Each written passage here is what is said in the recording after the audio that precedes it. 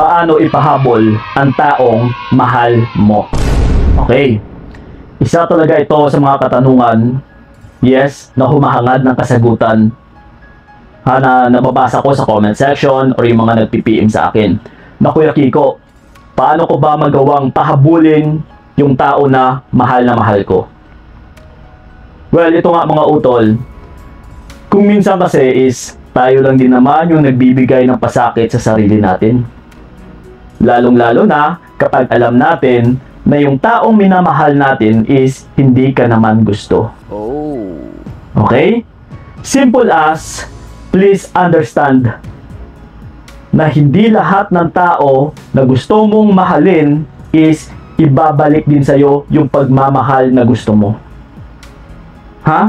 Kailangan mong tandaan yan, utol. Kasi, kailangan mo ring unawain sa mundong ito na hindi lahat ng mga gusto nating makamit sa buhay is matutupad. Lalong-lalo na kapag may involved na ibang tao. Kasi sa sarili natin, yes, kontrolado natin ito. Kagaya nga niyan, alam natin na mahal natin yung tao. Pero pagdating sa ibang tao is hindi na natin yan kontrolado. May sariling pag-iisip yan, may sariling puso na nararamdaman yan. Okay? Ibig sabihin, utol, is possible po na hindi ka magugustuhan ng taong yan.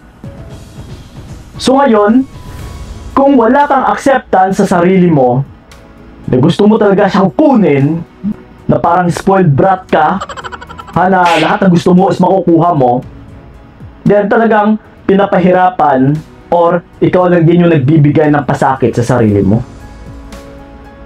Alam mo na nga na yung tao na ito is hindi ka naman nagugustuhan, umaatras, sumama sa iba or naghanap pa ng iba. Hindi ka pinapahalagahan.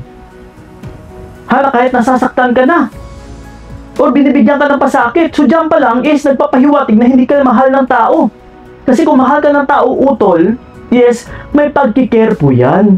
Nauna sa lahat, bago siya gagawa ng isang hakbang is titignan niya muna kung masasaktan ka o hindi. Yes, that is love. Okay, dyan natin masasabi na may pagmamahal din. Uy, mahal ko yung taong ito. So, yung gawain na ito, na kung makikipag-chat ako or makikipag-usap ako sa iba't ibang babae is masasaktan yung mahal ko. So, hindi ko gagawin kasi mahal ko siya. Yes. So, ganun po yun mga utol. So, ang pinakasusi lang naman dyan is walang iba, utol, kundi acceptance. Acceptance can make you feel better. Tandaan mo yan. Na once natatanggap mo yung isang bagay, natatanggap mo yung pagkatalo, natatanggap mo yung kabiguan, natatanggap mo yan na masasawi ka, is magiginhawaan ka eh.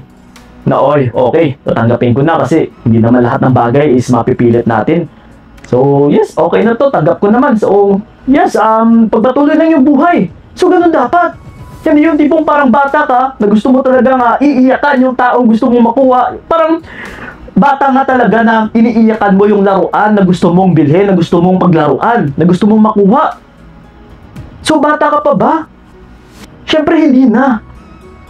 So, ngayon, yung taong gusto mong ipahabol sa'yo, na kung hindi ka naman gusto utol, mahihirapan ka lang.